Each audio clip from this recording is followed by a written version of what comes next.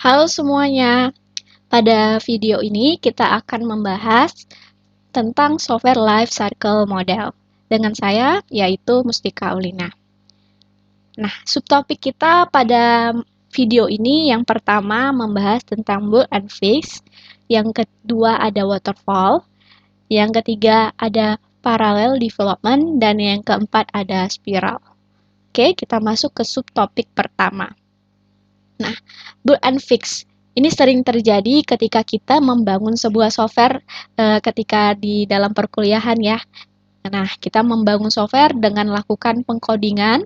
Ketika kita lakukan pengkodingan, kita lakukan perubahan-perubahan sampai klien kita itu merasa puas. Oke. Nah, ketika sudah dilakukan perubahan, akan dilakukan penggunaan. Nah, ketika penggunaan ini ditemukan yang namanya bugs, maka akan dilakukan maintenance kembali. Oke, nah bug and fix ini identik dengan tanpa adanya spesifikasi dan desain di awal. Jadi kita langsung melakukan pengkodingan. Oke, jadi coding dilakukan itu terus-menerus sampai klien kita merasa puas.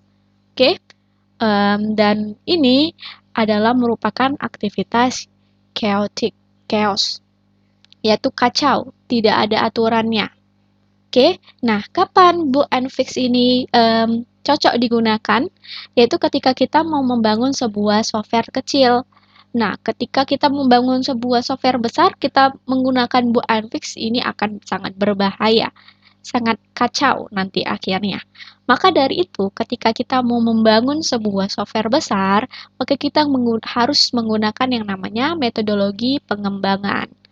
Oke, nah kalian bisa lihat di sini 1, 2, 3, 4 ini hanya sekedar ketika kita mau lakukan planning, oh kita mau buat program ini. Lalu requirement-nya apa? Oh saya maunya seperti ini. Hanya seperti itu. Dan analisisnya juga tidak mendalam. Desainnya juga masih sangat kacau, tidak ada aturan yang tetap. Kita lakukan implementasi. Nah, ketika kita lakukan implementasi, maka kita lakukan pastinya kita integrasikan antar fitur-fiturnya. Lalu, yang terjadi adalah ketika kita menerapkan bug and fix, maka kita akan sangat bekerja banyak memaintain program yang kita bangun. Karena tidak ada yang namanya perencanaan di awal, maka akan ada yang namanya maintenance perubahan, bug-bug yang ditemukan. Karena tidak adanya planning di awal. Oke? Nah, gimana cara agar maintenance ini tidak terlalu besar cost-nya gitu? Nah, kita menggunakan metodologi pengembangan, yaitu yang pertama, yang paling sering digunakan, yaitu waterfall. Nah, waterfall ini identik dengan kita harus melakukan setiap tahapnya itu harus selesai tahap 1, lalu kita bisa masuk ke tahap 2. Jadi nggak bisa kita mengerjakan requirement sekaligus spesifikasi. Dari spesifikasi kita langsung ke planning, nggak bisa. Jadi kalau kita identiknya dengan waterfall tahap per tahap, di mana untuk masuk ke next tahapnya, tahap sebelumnya harus sudah fix, harus sudah diverifikasi. Oke? Nah, tahap pertama kita yaitu requirement. Oke, ketika requirement kita sudah diverifikasi, lalu kita lakukan tahap selanjutnya spesifikasi, yaitu ketika kita sudah mengspesifikasi kebutuhan dari software kita lakukan planning. Nah, kalau bisa dilihat, requirement, spesifikasi, planning ini adalah masuk ke dalam requirement gathering ya. Jadi kita di step ini, 3 tahap ini kita lakukan analisis requirement gathering.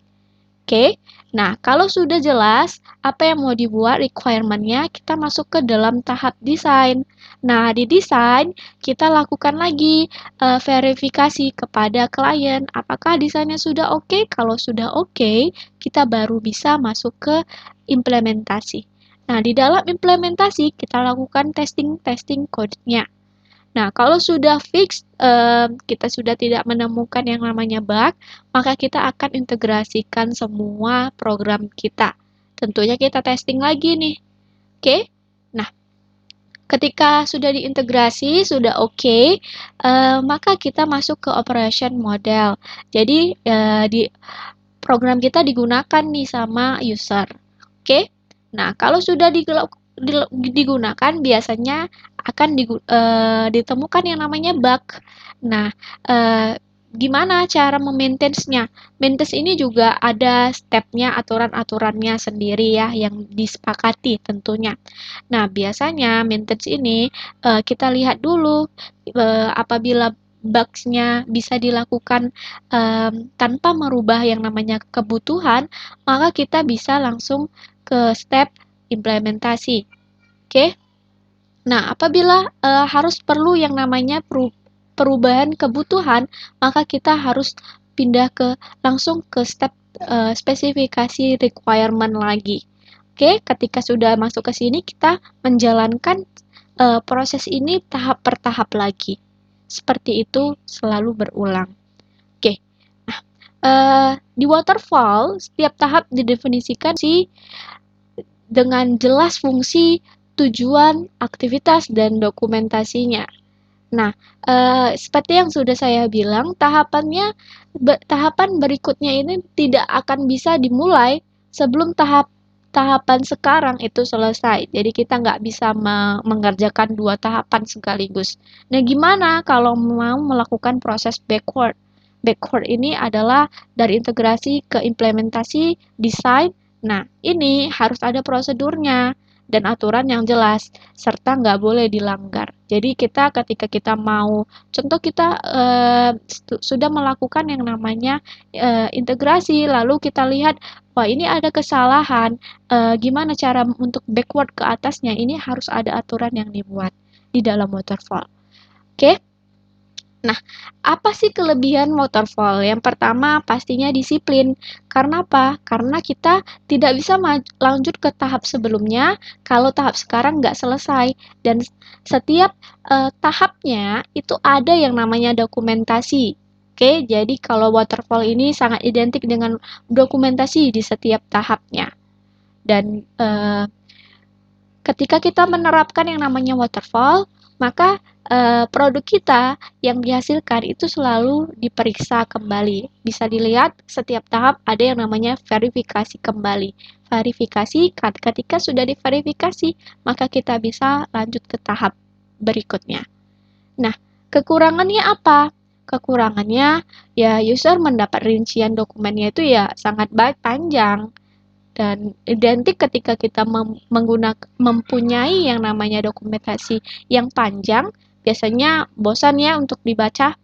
Nah, user juga kalau misalnya menggunakan metodologi dalam pengembangan software, ini program atau produknya itu bisa dilihat oleh user atau klien setelah program kita selesai, setelah dilakukannya integrasi.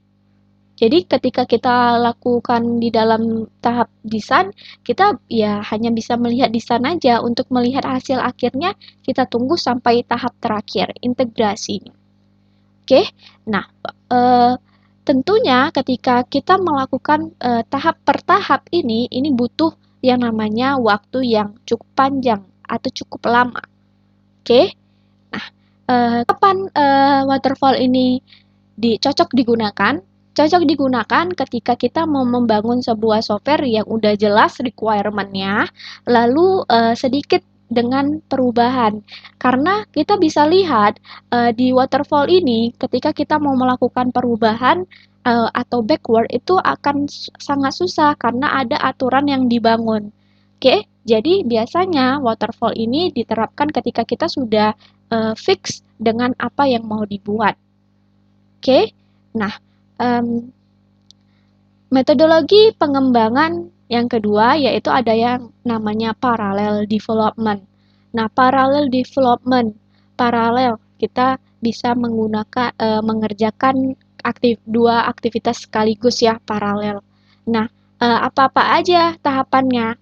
Tahapan yang pertama yaitu kita lakukan requirement dulu. Nah, di requirement ini kita identifikasi software yang mau dibuat, analisis kelayakan, kita bangun rencana kerja, kita atur staf yang akan bekerja, lalu kita kontrol dan arah proyek ini bagaimana. Oke, sudah sesuai kebutuhan, lalu kita analisis. Analisis apa aja? Analisis masalahnya. Lalu kita cari informasi yang terkait dengan sistem. Lalu kita tentukan juga model prosesnya, bagaimana kita tentukan model datanya. Kalau sudah dianalisis, maka kita lakukan desain. Nah, desain ini apa-apa aja? Ada perancangan proses secara fisik, kita desain juga arsitektur sistemnya, kita rancang interface-nya, kita rancang basis data dan file-file yang akan diperlukan, dan kita rancang juga perancangan programnya itu bentuknya seperti apa gitu. Oke, nah ketika sudah dilakukan yang namanya analisis dan desain ini, ketika kita membangun sebuah software yang banyak fitur ya, maka kita bisa pecah pengembangannya itu, yaitu fitur pertama, fitur kedua, fitur ketiga, kita pecah-pecah. Bisa dilihat di sini ada subproject pertama, subproject kedua, subproject ketiga, di mana ini dikerjakan di waktu yang bersamaan. Oke, jadi kita lakukan desain, coding, testing, ini berulang-ulang pada setiap subnya. Oke, nah kalau sudah selesai, testingnya sudah oke, sudah siap untuk dilakukan penggabungan, maka kita akan lakukan integrasi. Nah, kalau sudah kita gabung semua subnya menjadi satu program yang utuh, maka akan menjadikan sebuah sistem. Seperti itu. Nah, di parallel development ini, spesifikasi dan analisisnya ini dilakukan secara menyeluruh ya. Lalu, project dibagi menjadi beberapa sub, sehingga masing-masing subnya ini dikerjakan secara paralel, seperti saya bilang tadi, yaitu dibagi di dalam waktu yang bersamaan kita dapat mengerjakan beberapa sub-sub project. Oke, nah integrasi dilakukan setelah seluruh sub proyeknya selesai dikerjakan. Nah, kelebihannya apa? Kelebihannya ini metodologinya sangat cocok ketika kita mau bangun sebuah proyek yang sangat besar dan dituntut waktunya itu jangan terlalu lama. Nah, kalau kita mau membangun sebuah proyek yang besar dan waktunya tidak terlalu lama, maka solusinya pasti kita pecah-pecah yang besar menjadi bagian-bagian kecil. Oke ya. Nah, dapat mengurangi waktu desain karena desain ini dapat dikerjakan secara paralel. Kurangannya apa? Paralel ini. Ya, project manager itu harus mengontrol beberapa project sekaligus. Jadi, tentunya butuh yang namanya effort lebih ya, karena kita membangun sebuah tim-tim yaitu di mana setiap timnya membangun sebuah sub-projectnya. Nah, jika salah satu subproject tidak terselesaikan, maka ini akan mempengaruhi subproject lainnya. Jadi, ini antar subproject itu saling bergantung. Karena kalau tidak selesai, maka kita tidak akan bisa lakukan integrasi di sistemnya, seperti itu. Oke, nah itu adalah parallel development, spiral. Nah, yang ketiga ada metodologi spiral. Nah, spiral ini bisa dilihat ini mutar ya. Nah, ada customer communication, kita komunikasi dulu dengan customer, kita planning, lalu setelah kita planning, kita analisis resikonya, lalu kita lakukan engineering, setelah itu construction dan release, lalu kita lihat kembali ke apakah evaluasi dari customer terhadap sistem yang kita bangun, dan ini bisa looping terus. Oke, bisa dilakukan secara iterasi, perloopingan, mutar-mutar terus. Nah, apa yang kita bisa dapat berbeda dengan dua metodologi sebelumnya? Nah, di spiral ini ada satu khusus tahap, yaitu kita analisis yang namanya resiko. Oke, kita masuk langsung saja ke penjelasan spiral. Nah, di spiral ini, yang pertama kita membangun komunikasi baik dengan user, di mana kita komunikasi apa yang mau dibangun. Lalu setelah kita komunikasi, kita planning. Nah, di planning ini kita identifikasi sumber dayanya, perkiraan biaya, jadwalnya, lalu informasi-informasi lain seputar proyek. Oke. Nah, Lalu tahap ketiga, kita lakukan analisis resikonya. Risiko analisis ini, kita manajemen risikonya. Bagaimana cara mengatasi agar tidak masalah yang akan dihadapi ke depannya itu bisa dikurangi gitu ya. Nah, setelah kita lakukan analisis resiko, kita lakukan engineering di mana membangun prototype. Oke, kita bangun dulu prototype dari sudah fix prototipenya, sudah jelas, maka kita lakukan tahap construction dan release, yaitu coding, testing, dan instalasi serta supportnya. Nah, kalau sudah, kita lakukan customer evaluasi, yaitu evaluasi melalui feedback pada tahap engineering dan instalasi. Nah, kelebihannya apa? Kelebihannya yaitu kita ada analisis resiko di awal. Lalu masalah yang dihadapi dibahas solusinya di setiap siklus. Dan prototyping memudahkan komunikasi dengan konsumen. Jadi konsumen bisa mendapat gambaran di mana gimana cara sistem yang akan dibangunnya itu gambarannya seperti apa. Sangat jelas ketika kita membangun prototyping.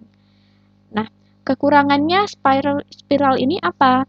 Ya, susah untuk yakinin customer untuk menjalankan model ini karena sifatnya evaluationary, yaitu prosesnya itu berulang-ulang. Kita bisa lihat dia dalam spiralnya mutar. Nah, ini terus looping. Yang kedua, tahapan analisis resiko sewaktu-waktu dapat membatalkan pengembangan software. Nah, ketika kita lakukan analisis, kita lihat ini resiko yang akan dihadapi dalam pengembangan software ini sangat besar. Nah, karena adanya analisis ini, kita bisa tiba-tiba membatalkan pengembangan software tersebut karena tidak layak untuk dilanjutkan. Seperti itu. Oke, sekian metodologi pengembangan software yang sudah kita bahas. Oke, terima kasih semuanya.